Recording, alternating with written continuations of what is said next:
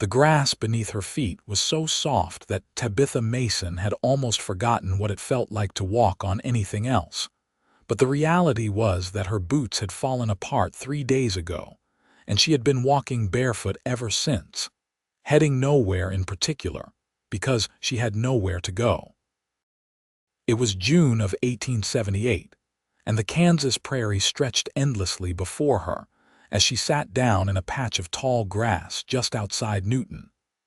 A town she had heard was growing with the railroad, but that also meant it was full of strangers who would not care about another lost soul wandering through.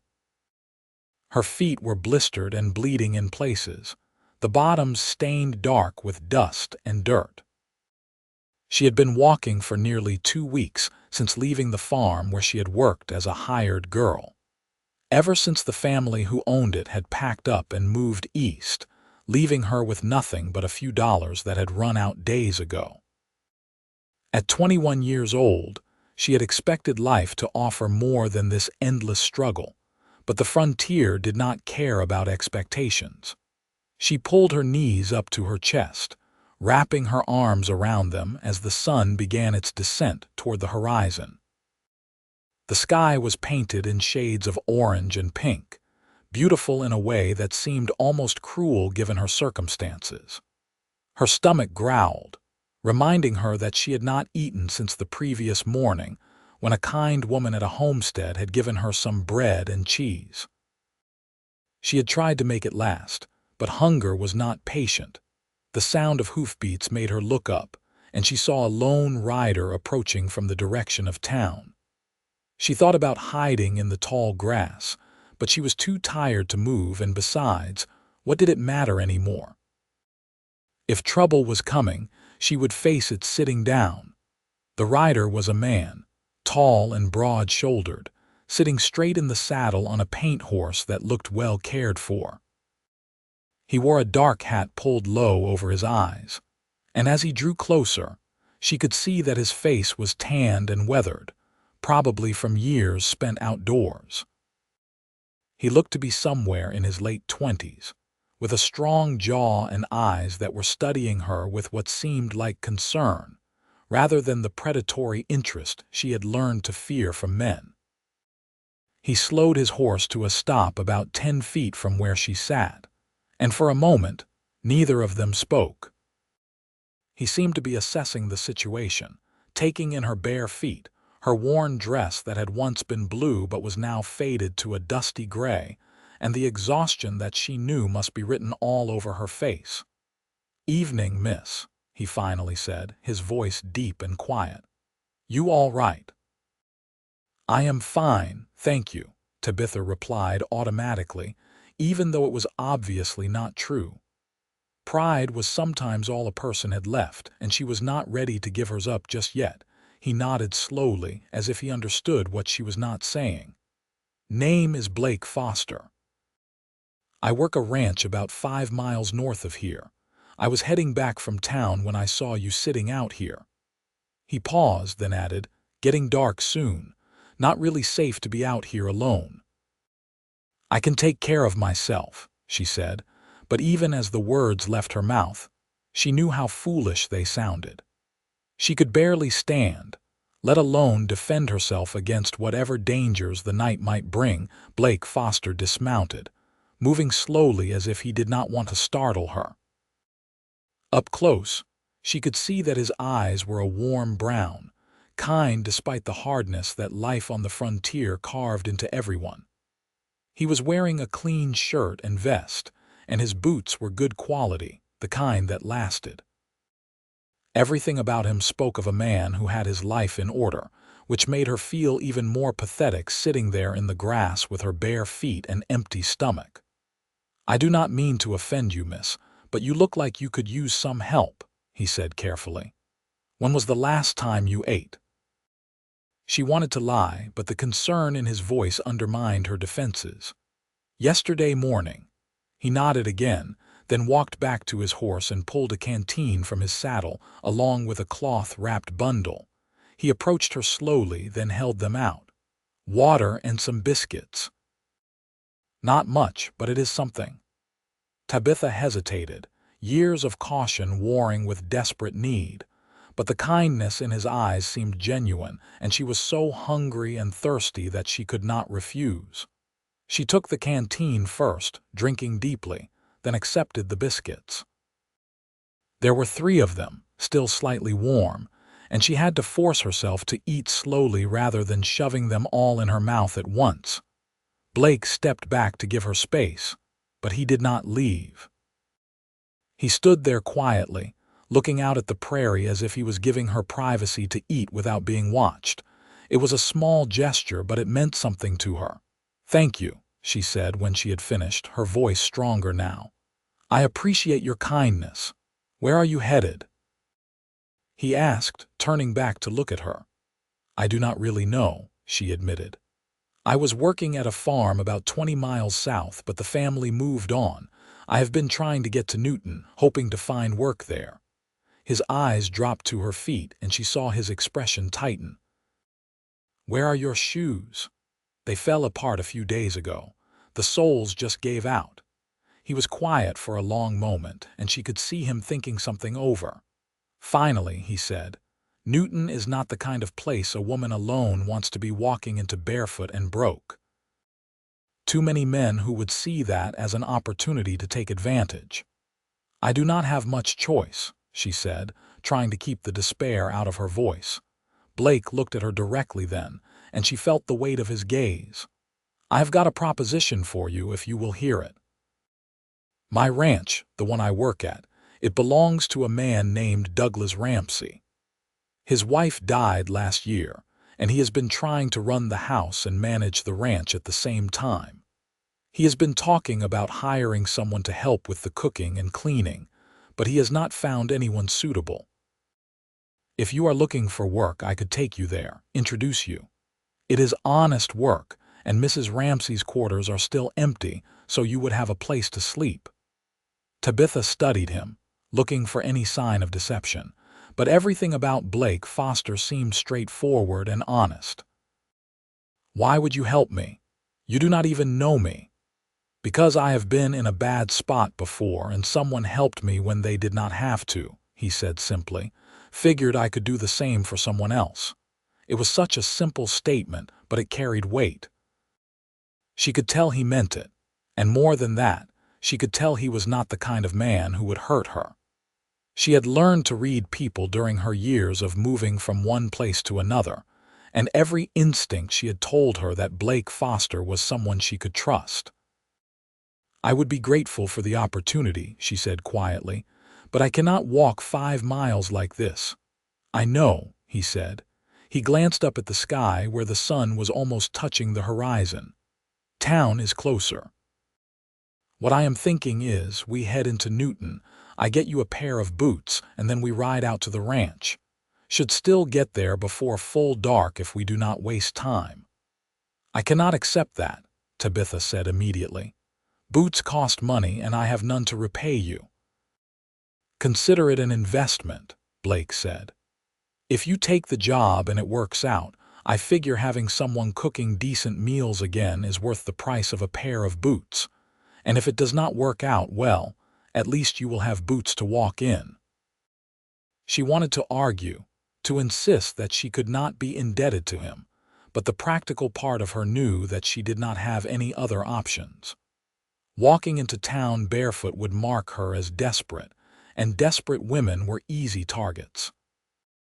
If Blake Foster was offering her a way to maintain some dignity, she would be a fool not to take it. "All right," she said. "Thank you. I promise I will work hard to make it worth your while." "I do not doubt it," he said, and he offered her his hand to help her stand. When Tabitha took his hand, she felt the calluses on his palm, the strength in his grip. He pulled her to her feet gently, and when she wobbled slightly from standing too quickly, he steadied her with his other hand on her elbow. The touch was brief and respectful, but she felt the warmth of it even after he let go. "Can you ride?" he asked, gesturing to his horse. "Yes, but I have not in a while." "That is fine. You will ride and I will walk alongside. Town is only about a mile from here." "I cannot let you walk while I ride your horse," she protested. "Sure you can," he said with a slight smile, the first she had seen from him. It softened his whole face, made him look younger and less worn. "Besides, my feet are not torn up like yours. Come on, let us get moving before it gets any darker." He helped her mount, and she settled into the saddle, trying not to show how much her feet hurt now that she was paying attention to them again. Blake took the reins and started walking, leading the horse toward the distant buildings of Newton. They walked in silence for a while, and Tabitha used the time to study the man who had appeared out of nowhere to help her. He moved with the easy confidence of someone who spent most of his time outdoors, his stride long and steady. There was something solid about him, something dependable, and she found herself wondering what his story was, what had brought him to Kansas in this moment where their paths crossed. "Have you lived here long?" she finally asked, needing to break the silence. "About 5 years," Blake said, glancing up at her. "Came out from Missouri after the war. Well, after I was old enough to make the trip. I was just a boy during the fighting, but I saw enough of what it did to people. Figured the frontier might offer a fresh start." "Did it?" He considered the question. "Some days yes, some days no. It is hard work ranching, but it is honest. And I like the open space, the way you can see for miles in every direction. Makes a man feel small, but in a good way. Like your problems are not as big as you think they are." Tabitha understood what he meant. The prairie had a way of putting things in perspective, though right now her problems felt plenty big enough. "I came from Ohio originally," she said. "My parents died when I was 16. Fever took them both within a week. I have been working wherever I could find it ever since. Thought I would head west, see what opportunities there were."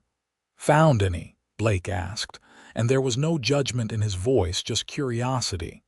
"Not yet," she admitted, "but I am still looking." He nodded, and they lapsed back into silence as Newton grew closer. The town was larger than Tabitha had expected, with a proper main street lined with buildings, some of them 2 stories tall. She could see a church steeple rising above the other structures, and there were lights beginning to appear in windows as the dusk deepened. Blake led them straight to a general store that still had its door open, and he helped Tabitha down from the horse before tying the reins to the hitching post outside. She was acutely aware of her bare feet as they stepped onto the wooden boardwalk, and she saw the storekeeper, a heavy-set man with a graying beard, look at her with open curiosity.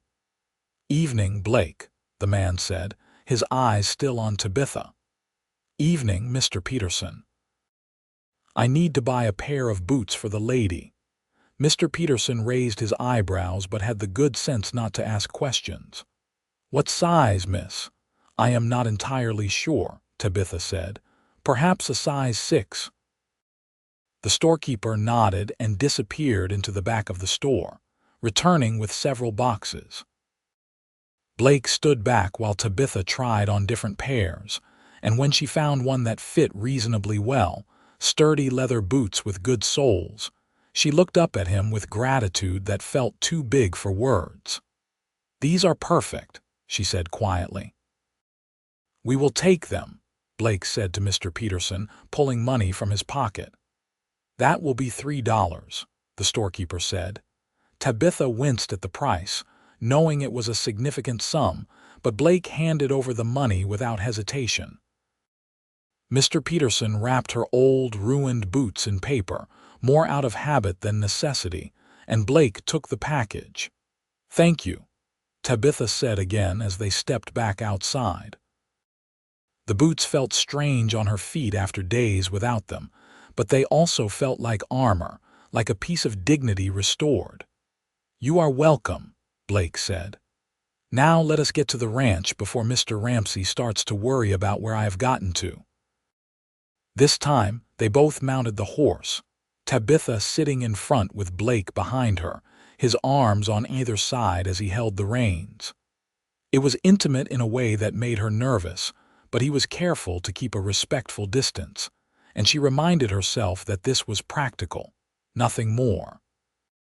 The ride to the ranch took them north out of Newton, across the prairie that was turning dark blue in the fading light. Blake pointed out landmarks as they went, a distinctive rock formation, a creek that ran year-round, a stand of cottonwood trees that marked the eastern boundary of the Ramsey property.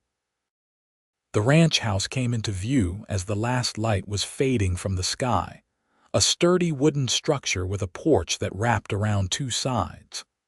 There was a barn and several outbuildings, corrals with horses moving like shadows in the dimness. Smoke rose from the chimney, and warm light spilled from the windows. Blake dismounted first, then helped Tabitha down. Her legs were shaky from the ride, and she was suddenly nervous about meeting Mr. Ramsey, about whether he would even want to hire her based on Blake's recommendation alone. "Stay here a moment," Blake said. "Let me talk to him first." She watched as he walked up to the house and knocked on the door before opening it and stepping inside.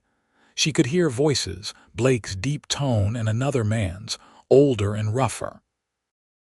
Then Blake appeared in the doorway and gestured for her to come in. Tabitha climbed the porch steps and entered the house, immediately struck by the warmth and the smell of coffee. The main room was large, with a fireplace at one end and a dining table at the other. A man stood by the fire, tall and lean with silver hair and a weathered face that spoke of decades on the frontier. He looked to be in his 60s, and his eyes were sharp as they studied her. "This is Tabitha Mason," Blake said. "Miss Mason, this is Douglas Ramsey, owner of the ranch." "Sir," Tabitha said, grateful that her new boots gave her confidence as she stepped forward. "Blake tells me you are looking for work," Mr. Ramsey said without preamble. "Cooking, cleaning, general housekeeping." "Yes, sir, I have experience with all of that. I worked for the Henderson family for 3 years, and before that, I helped run a boarding house in Ohio." Mr. Ramsey nodded slowly. "My wife passed a year ago, cancer. Since then, this place has been falling apart bit by bit. The men who work the ranch, they do their jobs fine, but none of them can keep a house or cook worth a damn. I have been getting by on my own, but I am tired of eating half-burned beans and living in dust." "I can help with that, sir," Tabitha said, "if you are willing to give me a chance." He studied her for another long moment, then seemed to come to a decision. "Room and board, plus $20 a month. You will have the room that was my wife's sewing room. It has got a bed and a window. You will cook 3 meals a day for me and whatever ranch hands are here, usually about 5 men including Blake. Cleaning the house, laundry, mending when needed. Sound fair?" $20 a month was more than Tabitha had dared hope for, and room and board meant security, a place to sleep and food to eat. "More than fair, sir, thank you. Can you start tomorrow?" "I can start tonight if you need me to," she said. For the first time, Mr. Ramsey's stern expression softened slightly. "Tomorrow is fine. Blake, show her to the room. I expect there is bedding in the chest in there, but it will need airing out." "Yes, sir," Blake said. He led Tabitha through the house, down a short hallway to a room at the back. It was small but clean, with a narrow bed, a chest of drawers, and a window that looked out onto the prairie. There was a rag rug on the floor and a lamp on the dresser. "I know it is not much," Blake said, "but it is private, and the door has a lock if that makes you feel safer." "It is perfect," Tabitha said, and she meant it. After weeks of uncertainty, of sleeping rough and not knowing where her next meal would come from, this small room felt like a palace. Blake opened the chest and pulled out quilts and sheets, shaking them out to check for moths or mice. They seemed fine, just a bit musty from being stored. Together they made up the bed, working in companionable silence. When they were done, Blake lingered in the doorway. If you need anything, my room is in the bunkhouse with the other hands, but if there is an emergency or trouble, Mr. Ramsey is just down the hall. He is a good man, fair and honest. You will be safe here." "Thank you, Blake," Tabitha said, meeting his eyes. "I mean that. You did not have to help me, but you did, and I will not forget it. Like I said, someone helped me once. I am just passing it along." He touched the brim of his hat in a gesture of farewell. "Sleep well, Miss Mason. Tomorrow will be a full day." After he left, Tabitha sat on the edge of the bed and looked around her new room. She thought about the morning, waking up with no idea where she would end up, and now here she was, employed and housed and wearing new boots that a kind stranger had bought for her. It felt too good to be true, and part of her waited for the other shoe to drop, for some hidden catch to reveal itself. But when she finally lay down on the bed, pulling the quilts over her tired body, she felt something she had not felt in a long time, a sense of hope. Maybe, just maybe, things were going to be all right.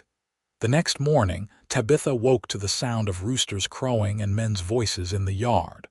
For a moment, she was disoriented, not recognizing where she was, but then memory returned, and with it, a sense of purpose. She had a job to do.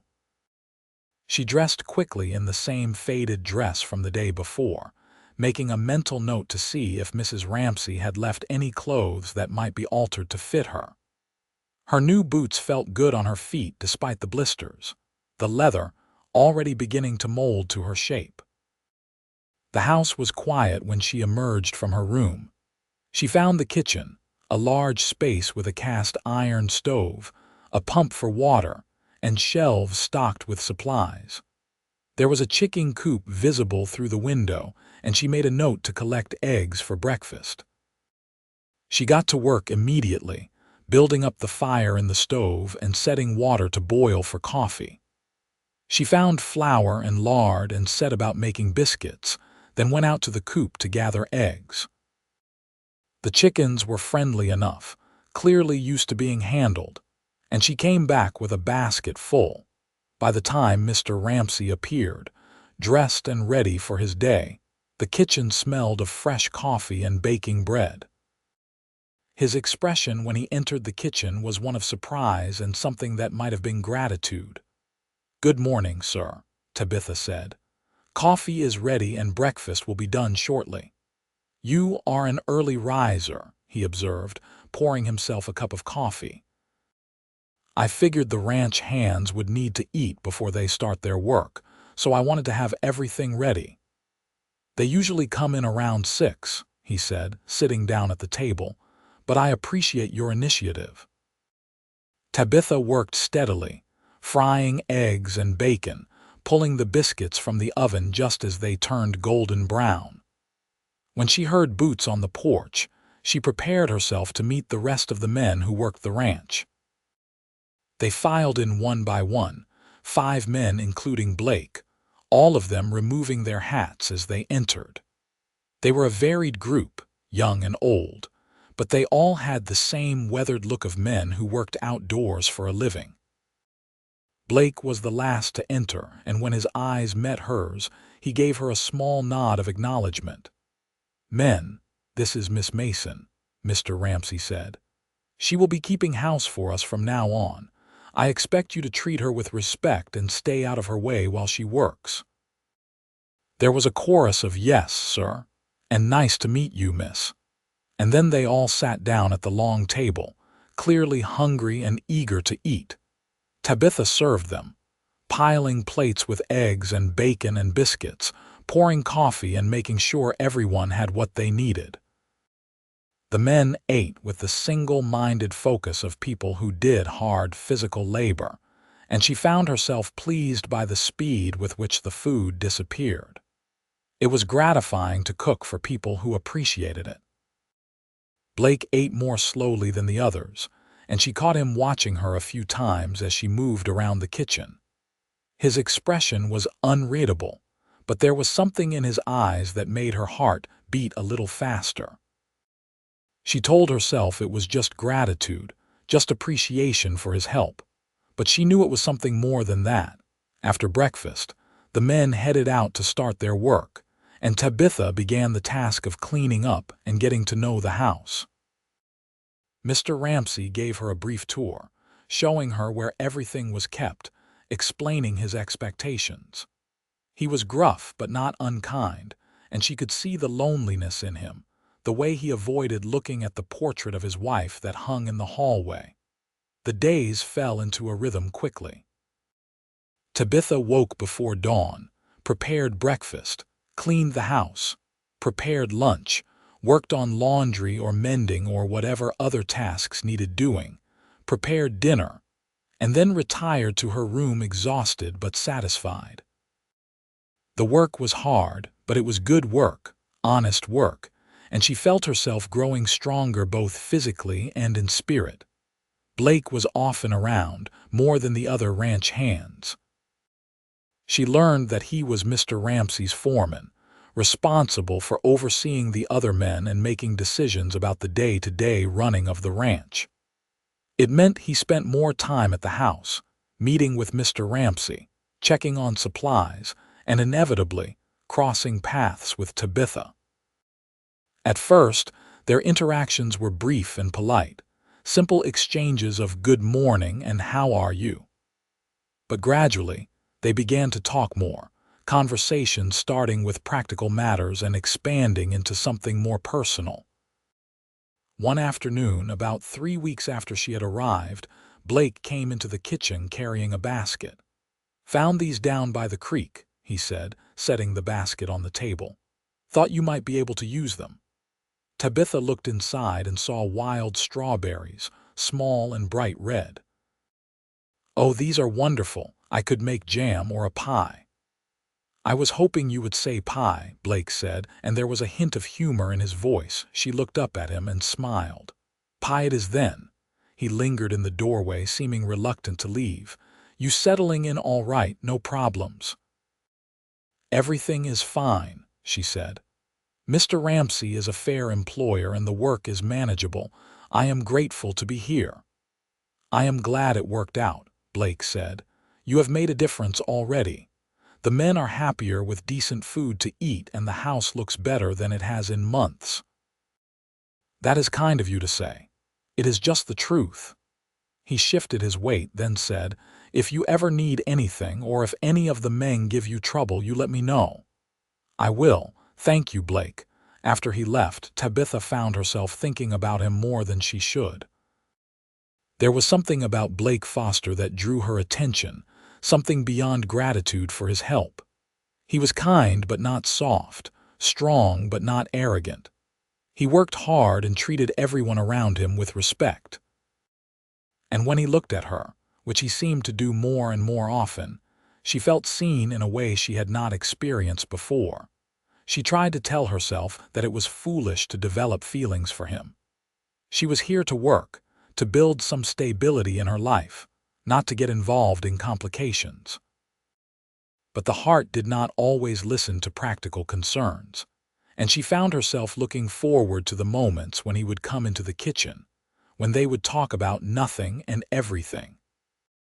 One Sunday afternoon, after the lunch dishes were done and Mr. Ramsay had gone to visit a neighboring ranch, Blake found Tabitha sitting on the porch, mending a shirt. The other ranch hands had gone into town, and the property was unusually quiet. "Mind if I sit?" Blake asked, gesturing to the empty chair beside her. "Please do," she said, setting the mending aside. They sat in comfortable silence for a while, watching the clouds drift across the endless blue sky. Finally, Blake said, "I have been meaning to ask you something." "All right." "That day I found you in the grass, you said you had been walking for 2 weeks. What were you going to do if you made it to Newton? Did you have a plan?" Tabitha considered the question. "Not really," she admitted. "I was hoping to find work, maybe at a boarding house or a restaurant. If that did not work out, I suppose I would have kept walking until I found something or until I could not walk anymore. That is a hard way to live." "It was the only way I knew." She looked at him. You asked me once if the frontier had given me opportunities. The truth is, it has been more about survival than opportunity, but I keep hoping that will change. It already has, Blake said quietly. You have a job now, a place to stay. That is something. Thanks to you, she said. I still do not understand why you helped me that day. We were strangers. Blake was quiet for a long moment, and when he spoke, his voice was thoughtful. My mother died when I was 15. My father could not handle it, started drinking, and eventually he just took off, left me and my younger sister to fend for ourselves. I tried to take care of her, but I was just a kid myself, and I did not know what I was doing. A neighbor, Mrs. Harriet Fletcher, she took us both in, fed us, gave us a place to sleep, did not ask for anything in return. She said that kindness was not about keeping score. It was about helping when you could, because someday you might need help too. What happened to your sister? Tabitha asked gently. She got married a few years back, lives in St. Louis now with her husband and 3 kids. She is happy, and that is what matters. He looked at Tabitha. When I saw you sitting in that grass, barefoot and alone, I thought about what would have happened to my sister if Mrs. Fletcher had not helped us. So I did what I hoped someone would do for her if she ever needed it. Tabitha felt her throat tighten with emotion. You are a good man, Blake Foster. I try to be, he said. Does not always work out, but I try. They fell back into silence, but it felt different now, weighted with understanding and connection.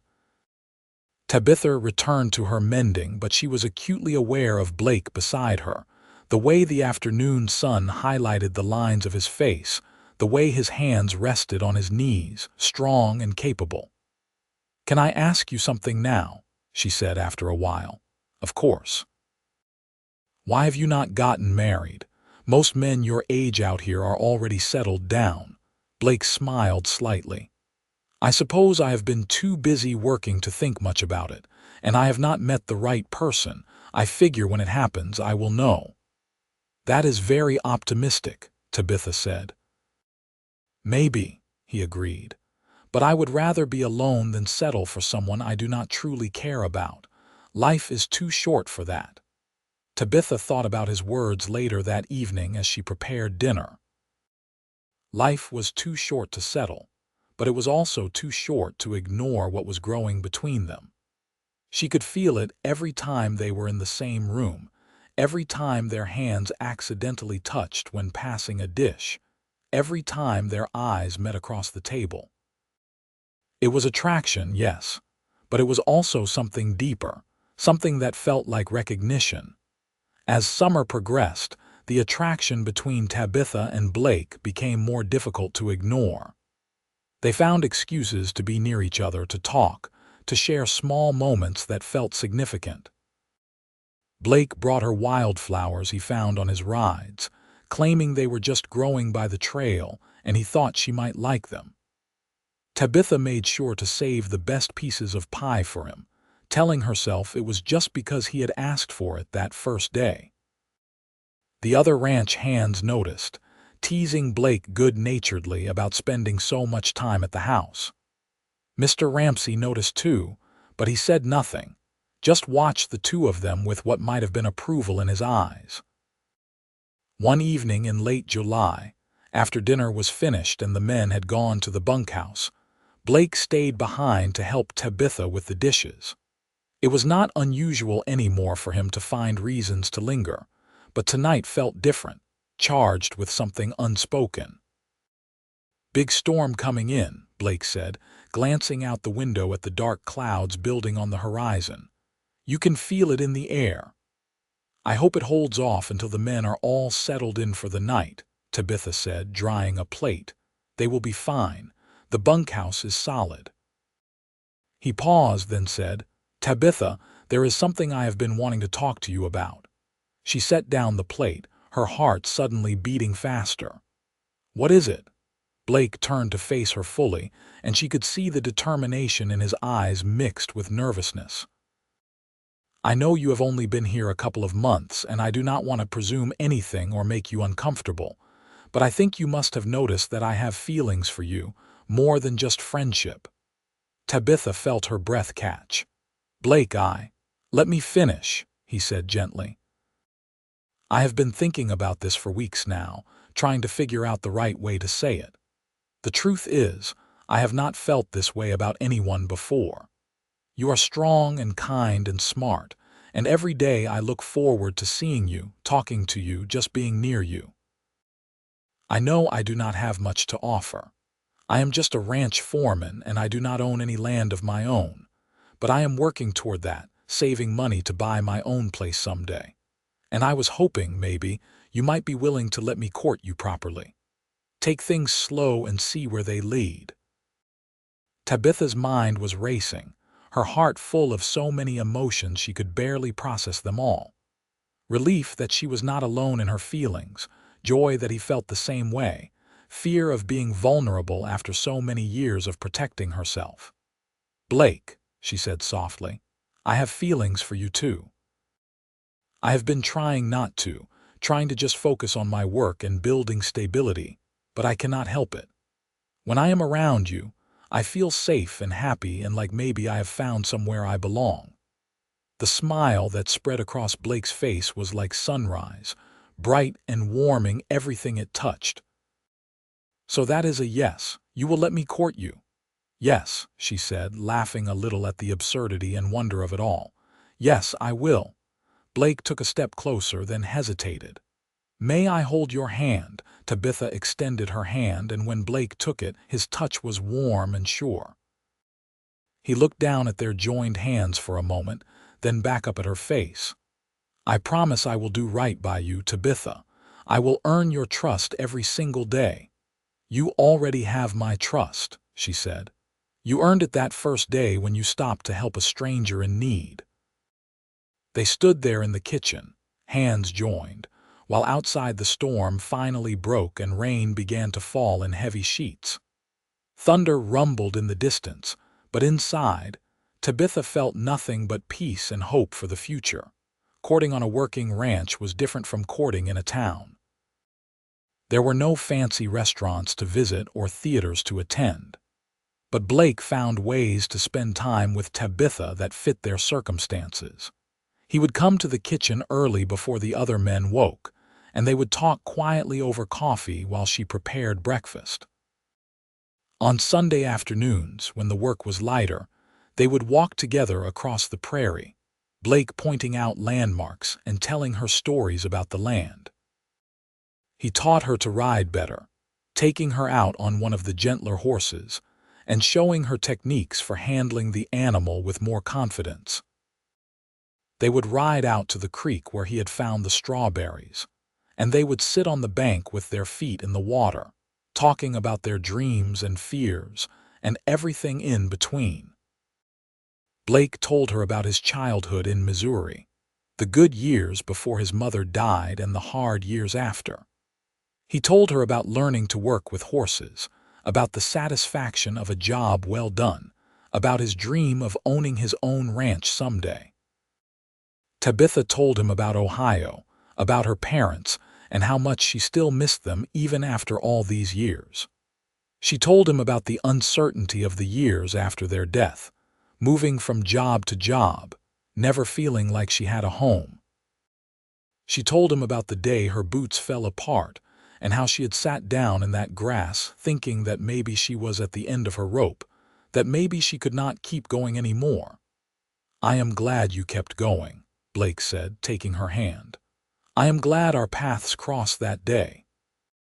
"So am I," she said, leaning her head on his shoulder. As the weeks turned into months, their relationship deepened. Blake was patient and respectful, never pushing for more than Tabitha was ready to give. Their first kiss happened on a September evening, under a sky full of stars, and it was gentle and sweet and full of promise. Mr. Ramsey gave his approval to their courtship, telling Blake privately that he thought Tabitha was a fine woman, and that Blake would be lucky to win her heart. The other ranch hands were happy for them, joking that Blake had better treat her right or he would have to answer to all of them. But not everything was easy. Tabitha still carried the scars of her years of uncertainty, and sometimes she would wake in the night gripped by fear that this happiness could not last, that something would happen to take it all away. Blake learned to recognize these moments, and he would reassure her with quiet words and steady presence, reminding her that they were building something real together. Blake, too, had his struggles. He worried about his ability to provide for Tabitha the way he wanted to, about whether his dreams of owning his own ranch were realistic or just foolish hopes. But Tabitha reminded him that she did not need grand gestures or wealth. She just needed him and the life they were building together. In October, Blake asked Mr. Ramsey for a private meeting. Tabitha knew something was happening because Blake was nervous all morning, though he tried to hide it. When he emerged from Mr. Ramsey's office, he had a look of determination mixed with excitement. That evening, he asked Tabitha to walk with him after dinner. They walked to their favorite spot by the creek, where the cottonwood trees were turning gold and the air had the crisp feel of autumn. "I talked to Mr. Ramsey today," Blake said, taking both of Tabitha's hands in his. "I told him that I wanted to marry you, and I asked if he would consider selling me a portion of the ranch so I could start building something of my own." Tabitha's heart was pounding. "What did he say?" He said yes. "He said he is getting older and he has been thinking about scaling back anyway. He offered me 100 acres on the eastern edge of the property at a fair price, with terms I can manage while still working for him. It means I will be working twice as hard for a while, building up my own place while still fulfilling my duties as foreman, but it is doable." "Blake, that is wonderful," Tabitha said, her eyes filling with tears. "It is only wonderful if you say yes to what I am about to ask you," Blake said. He let go of her hands and reached into his pocket, pulling out a simple gold ring. "Tabitha Mason, I love you. I loved you from the moment I saw you sitting in that grass, barefoot and brave even when you had every reason to give up. You have made every day better just by being in it. Will you marry me? Will you build a life with me, on our own land, raising horses and maybe a family if we are blessed?" Tabitha felt the tears spill over, but they were tears of joy. "Yes," she said. "Yes, Blake, I will marry you. I love you so much." Blake slipped the ring onto her finger and then he pulled her into his arms and kissed her, deep and passionate and full of all the emotion they both felt.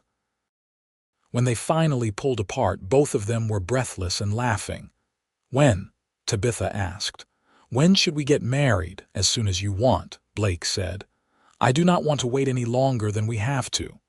"Neither do I," she said, "but I want to do it properly. I want to make a dress, and I want to have our friends there. Could we do it in December, maybe? That would give us time to prepare." "December sounds perfect," Blake said. "We can get married and start the new year as husband and wife." They walked back to the ranch hand in hand, making plans and dreaming about the future. When they told Mr. Ramsey, he smiled for what Tabitha suspected was the first time in a very long while, and he insisted on providing a calf for the wedding feast. The next 2 months were a flurry of preparation. Tabitha worked on her dress whenever she had spare time, using fabric that Blake had bought for her in Newton. It was simple but beautiful, cream-colored cotton with delicate buttons down the back. She also sewed shirts for Blake, wanting him to have something new for their wedding day. Blake spent every free moment working on a cabin on the land that would soon be theirs. The other ranch hands helped when they could, and even Mr. Ramsey would ride out to check on the progress and offer advice. It was a small cabin, just 3 rooms, but it was solidly built and positioned with a view of the prairie that took Tabitha's breath away the first time she saw it. "It is perfect," she said, standing in the doorway and imagining their life there. "I am glad you think so," Blake said, wrapping his arms around her from behind. "I want you to be happy here. I will be happy anywhere as long as I am with you, she said, turning in his arms to kiss him. They were married on a cold December afternoon at the small church in Newton. The ceremony was simple, attended by Mr. Ramsay, the ranch hands, a few neighbors, and the preacher. Tabitha wore her cream-colored dress and Blake wore his new shirt with a vest and his best hat. When the preacher pronounced them man and wife, Blake kissed her in front of everyone, not caring who saw, and Tabitha felt her heart might burst from happiness. The celebration afterward was held at the ranch house, with food and music and dancing. Someone had a fiddle, and they played lively tunes while people danced and laughed. Tabitha danced with Blake, with Mr. Ramsay, with all the ranch hands, feeling more joy than she had thought possible. As the evening wore on and the guests began to leave, Blake and Tabitha slipped away to their new cabin. Blake had spent the previous day getting it ready, bringing in furniture and supplies, making sure the stove was working and there was firewood stacked by the door. He had even brought some of the wildflowers he had dried from summer, placing them in a jar on the table. "Welcome home, Mrs. Foster," Blake said, carrying her over the threshold. Tabitha laughed, wrapping her arms around his neck. "I like the sound of that." That night, they consummated their marriage in the small bed Blake had built, and it was tender and passionate and everything Tabitha had hoped it would be. Afterward, they lay together under the quilts, Blake's arms around her, and talked about the future. "I want to build a herd," Blake said. "Start with a few horses, breed them, build a reputation for quality animals. It will take time, but I think we can make it work." "We will make it work," Tabitha said firmly. "We will build something good here together." "What about children?" Blake asked quietly. "Do you want them?" "I do," Tabitha said. "Not right away maybe, I want us to have time to just be us for a while. But yes, someday I want children. Do you?" "I want everything with you," Blake said, kissing the top of her head. "A family, a home, a life, all of it." They fell asleep like that, wrapped in each other's arms, and when Tabitha woke the next morning, she felt a contentment she had never known before. This was what it felt like to be home. The first year of their marriage was hard work but deeply satisfying. Blake continued his duties as Mr. Ramsay's foreman while also building up their own small operation. He bought 3 young horses with potential, and he spent his evenings training them, patient and consistent. Tabitha continued to cook for Mr. Ramsay and the ranch hands, though now she did it from their cabin, bringing the food up to the main house. She also started a garden near the cabin, and she raised chickens for eggs and eventually meat. She learned to preserve food for the winter, putting up jars of vegetables and fruits, making sure they would have plenty to eat through the cold months. They worked side by side whenever they could, and they learned each other's rhythms and habits. Blake learned that Tabitha sang while she worked, usually hymns she had learned as a child. Tabitha learned that Blake talked to the horses like they were people, explaining things to them in a calm, steady voice. They had their first real argument in the spring, over something small and insignificant that escalated, because they were both tired and frustrated with a difficult calving season. But they learned how to fight fair, how to talk through their anger, and how to apologize and forgive. And they learned that making up after a fight could be as passionate as their wedding night had been. By the summer, Tabitha realized she was pregnant. She waited until she was sure, then told Blake one evening as they sat on the porch watching the sunset. He was so happy he picked her up and spun her around, then immediately apologized and set her down, worried he might have hurt her or the baby. "I am not made of glass," Tabitha laughed. "I am going to have a baby, not break into pieces." I know," Blake said, his hands hovering near her as if he was not sure what to do. "I am just so happy, terrified but happy." "Me too," Tabitha admitted, The pregnancy was not easy. Tabitha was sick for the first few months, barely able to keep food down. Blake worried constantly, but she assured him that it was normal, that it would pass.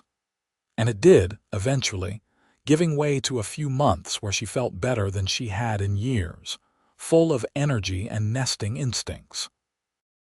Blake became even more protective, insisting she not work too hard, taking over tasks that he thought were too strenuous.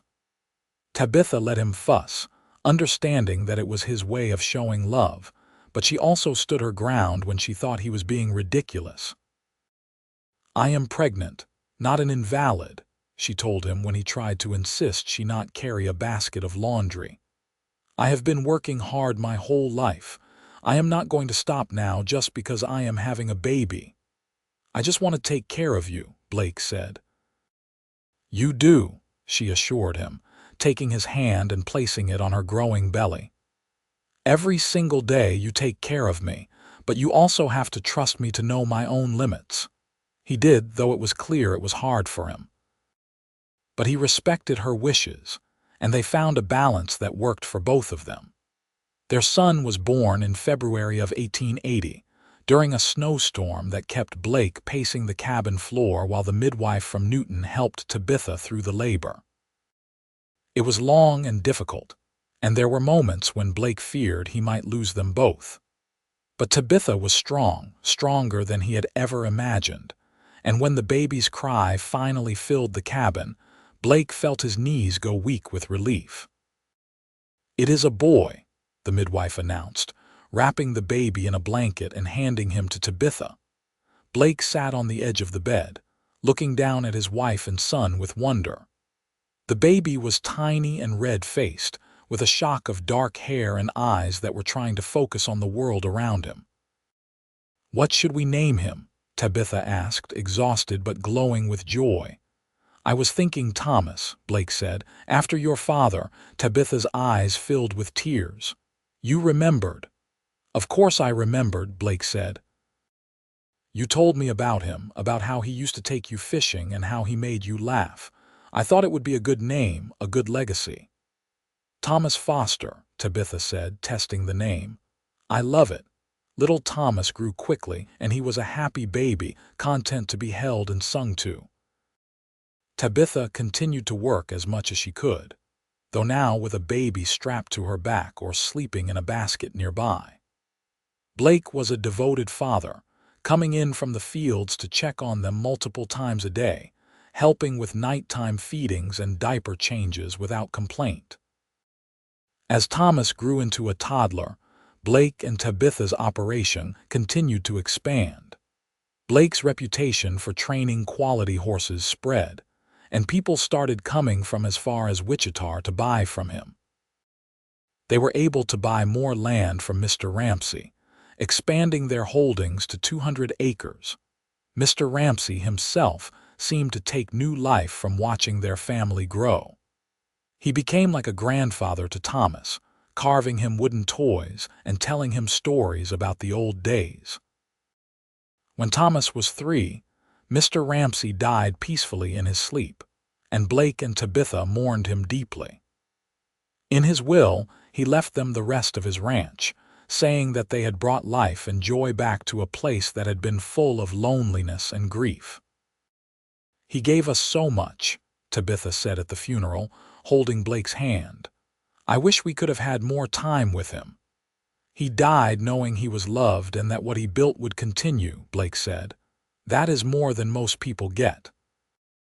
With the expanded ranch, Blake and Tabitha became one of the more prosperous families in the area. But prosperity did not change them. They remained hardworking and humble, always willing to help neighbors in need, always remembering where they had come from. Their second child, a daughter they named Sarah, was born when Thomas was 4. She had Tabitha's eyes and Blake's stubborn determination, and from the moment she could walk, she followed her father everywhere, wanting to help with the horses and the ranch work.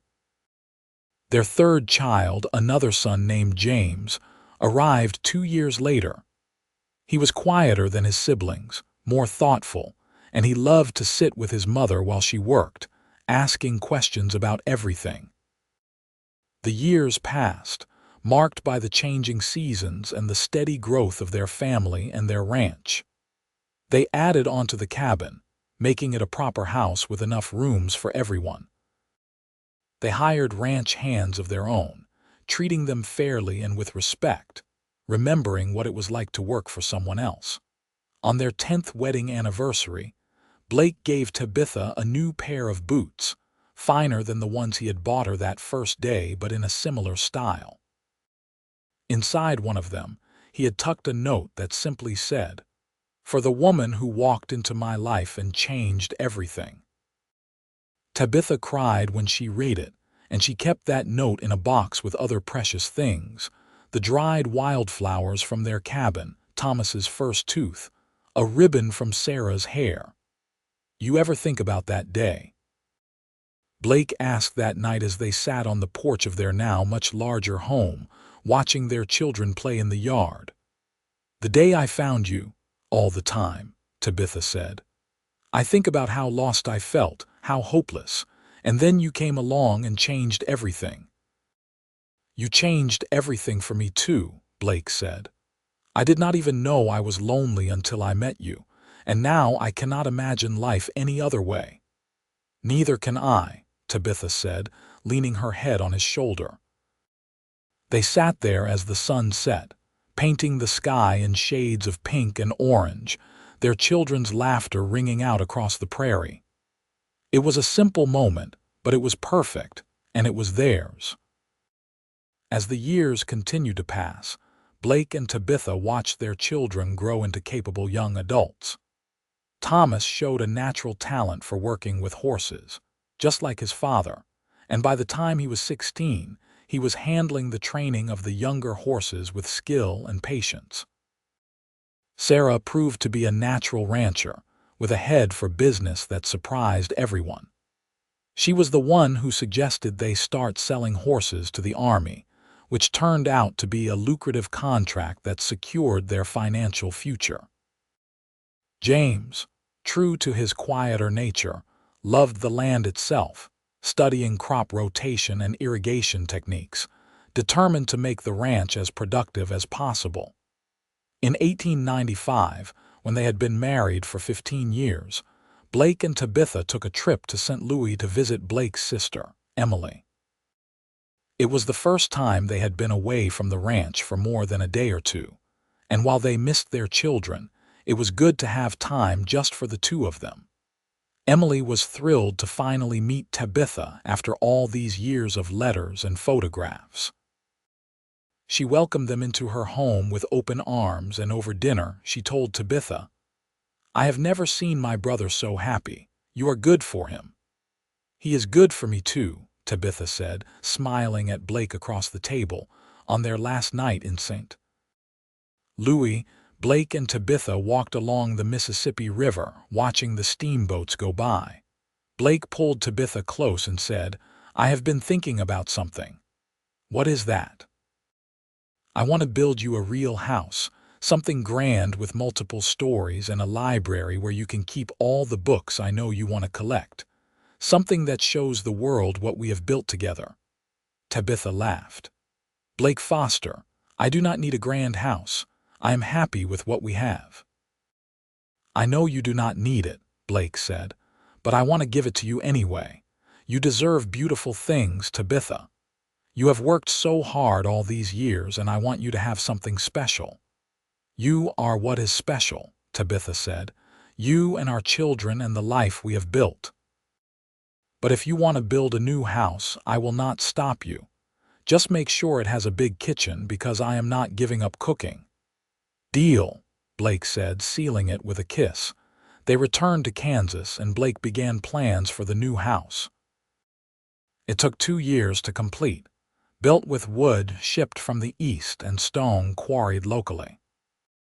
It had 6 bedrooms, a large kitchen with the most modern stove available, a dining room that could seat 20 people, a library with floor-to-ceiling shelves, and a wraparound porch that looked out over the prairie they both loved. When it was finished, Blake once again carried Tabitha over the threshold, just like he had on their wedding day. Their children cheered, and that evening they had a celebration with all their neighbors and friends, christening the new house with laughter and music. But for all the prosperity and success, Blake and Tabitha never forgot where they had started. Every year on the anniversary of the day they met, they would ride out to the spot where Blake had found Tabitha sitting barefoot in the grass. It had become a tradition, a way of remembering and honoring the moment that had changed both their lives. "You think you would have kept walking?"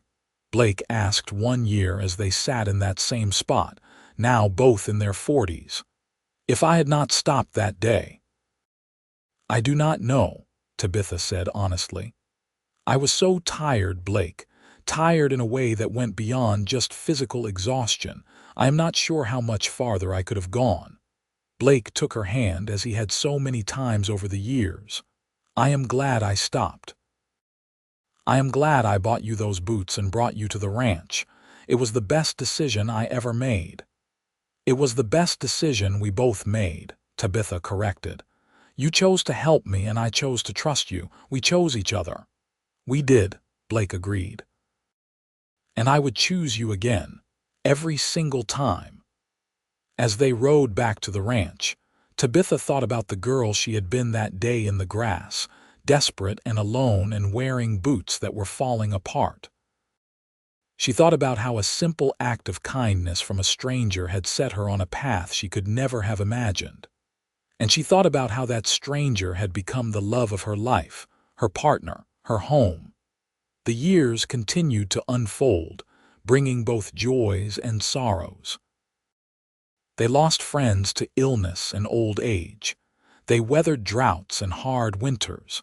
They celebrated weddings as their children found partners of their own. They welcomed grandchildren, watching with delight as a new generation ran across the prairie they loved. Thomas married a schoolteacher from Newton named Margaret, and they had 4 children.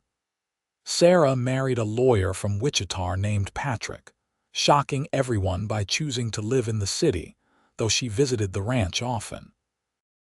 James never married, content to devote himself to the land, and to being the best uncle his nieces and nephews could ask for.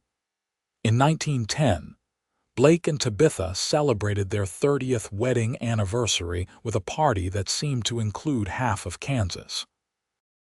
They danced together as the sun set, and Blake whispered in her ear, "30 years and I still feel like the luckiest man alive." "Only 30, Tabitha teased. "We have got many more years ahead of us yet."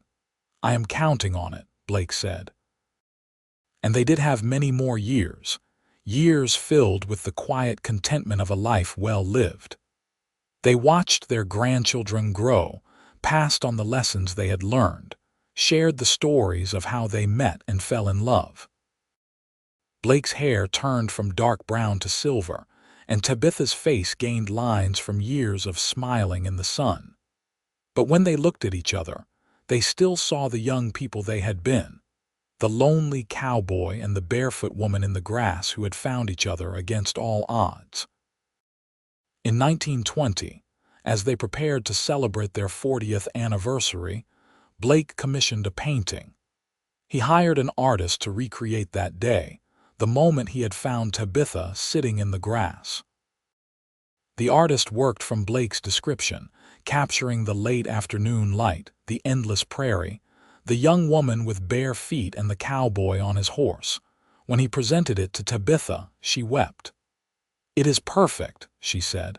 "It is exactly how I remember it."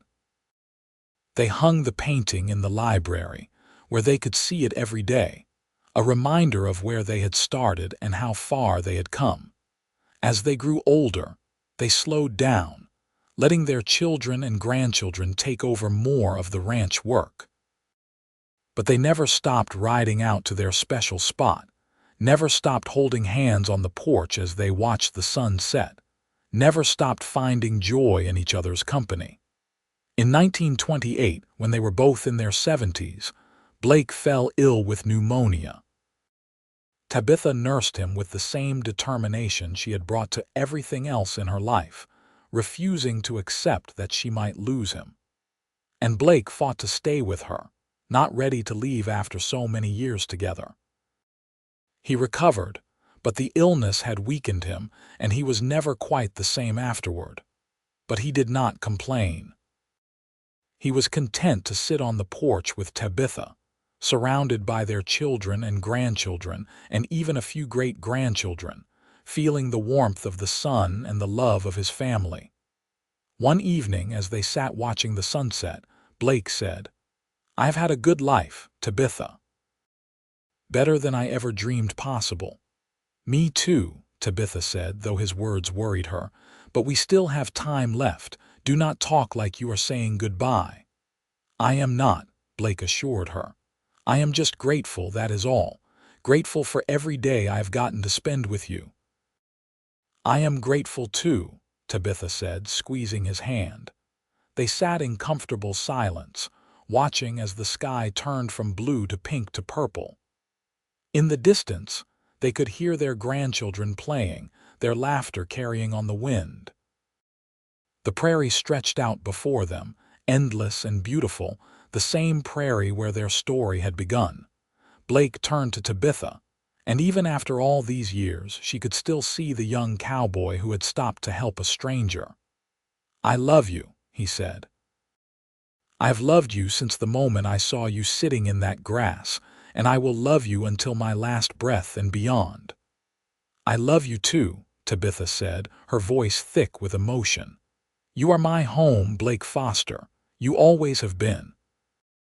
They continued to sit together as the stars began to appear, one by one, in the darkening sky.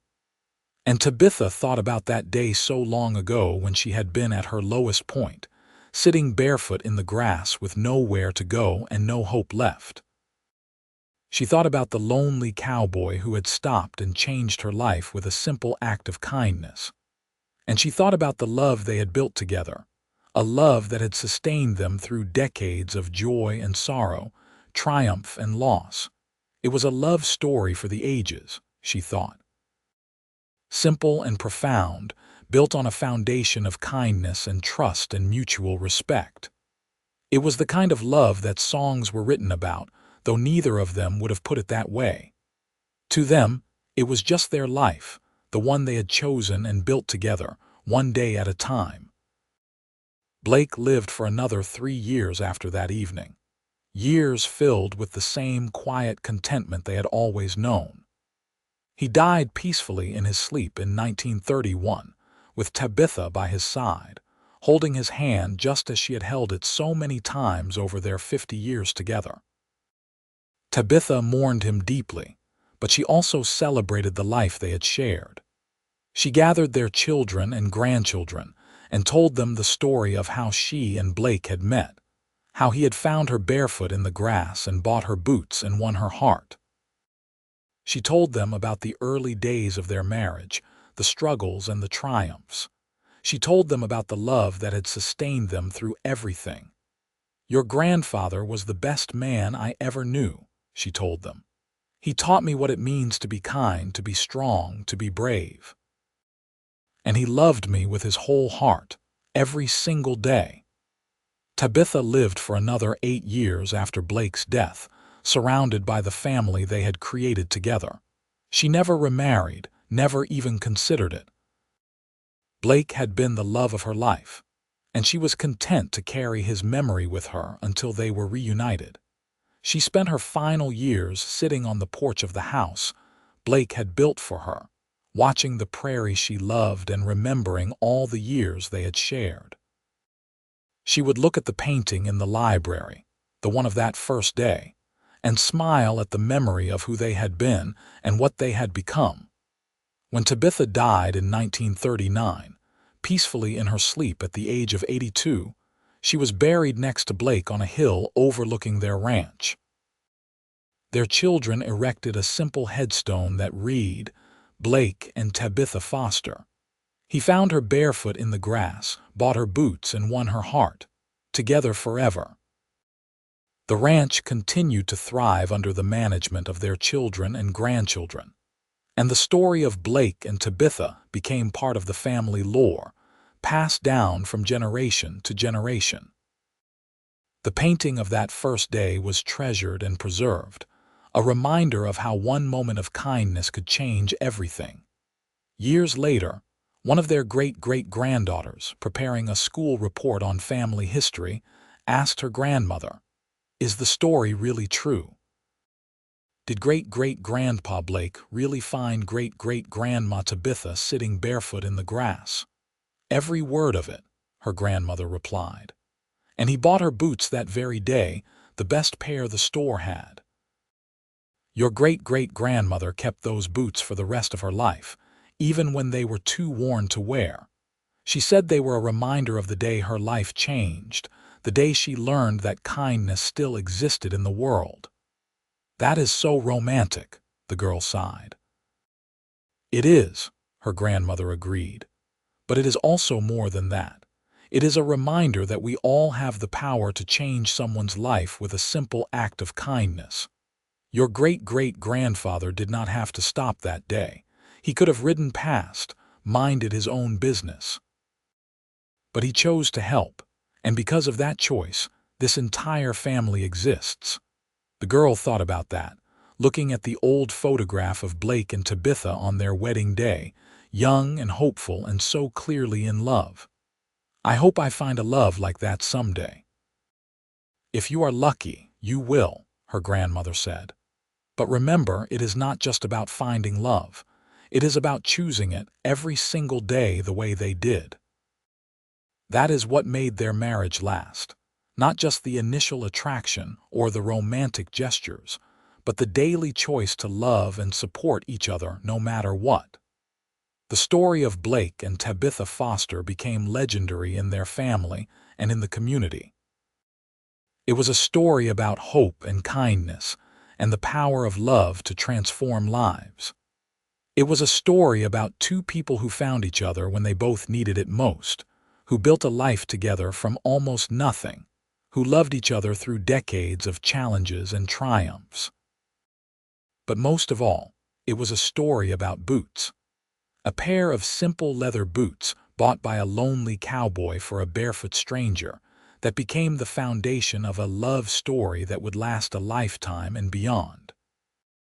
Those boots, carefully preserved and eventually donated to the local historical society, remained a symbol of what was possible when one person chose to help another, when kindness met need, and when love was given the chance to grow. The prairie where Blake had found Tabitha that day remained largely unchanged, still stretching endlessly toward the horizon, still covered in tall grass that swayed in the wind. And sometimes, on quiet evenings when the light was just right, you could almost see them there, the lonely cowboy and the barefoot woman, at the beginning of their story, at the moment when everything changed. It was a story that proved that the best love stories are not always the ones that start with grand romantic gestures or love at first sight. Sometimes they are the ones that start with simple kindness, with one person seeing another person's need and choosing to help. Sometimes they are the ones that start with a pair of boots, and sometimes, if you are very lucky, they are the ones that last forever.